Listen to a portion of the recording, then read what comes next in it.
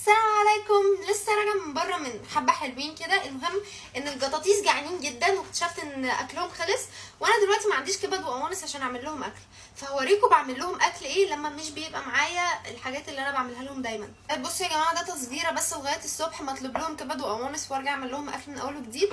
هم 4 قطط، فهحط لهم 4 بيضات.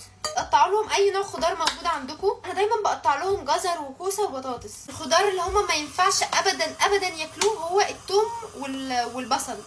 تعرفوا يا جماعه ان انا بخاف من البطاطس جدا، ما اقدرش امسكها بايدي خالص. طيب بصوا يا جماعه، هتسيبوا بقى الخضار يتسلق لغايه ما خلاص يتهري كده. مش شرط البيض يكون مستوي 100%، هما كده كده بيحبوا ريحه الزفاره قوي.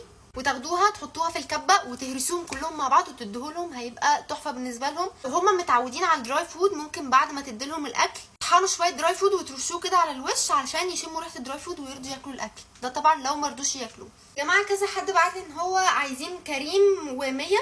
جماعه انتوا بتقولوا ان انتوا عايزين 100 عشان هي بنت وهي اهدى وكده. 100 شقيه جدا جدا جدا، اشقى من كريم بمراحل. فانا افضل بصراحه ان انتوا تاخدوا الاتنين مع بعض، علشان كده كده كريم اللي هو هادي جدا ومش هتحسوا بيه في البيت، فيبقى معاه اخته الشرسه دي. هما هاجين بين رومي وشرازي. كذا حد كان باعتلي ان هو عايزهم، بس انا ضيعت المسجات بتاعتكم، معلش ابعتولي تاني لو انتوا كنتوا باعتيني قبل كده. افضل يكونوا الاتنين سوا، لو مش هتقدروا خدوا واحد مش مشكله، ولكن الافضل الاتنين. وبس كده، سلام عليكم.